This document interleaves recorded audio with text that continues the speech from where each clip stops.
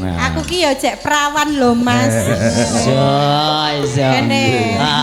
Aku ki ora takok perawan porane. Lah iya kok sia-sia kan. Kowe sah nitik ora titikane perawan karo ora. Lah titikane napa to, Pak?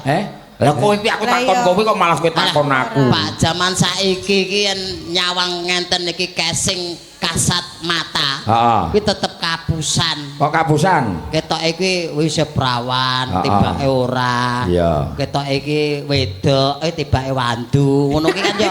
Iki wedok asli Mas. Kabusan iso. Iki wedok asli.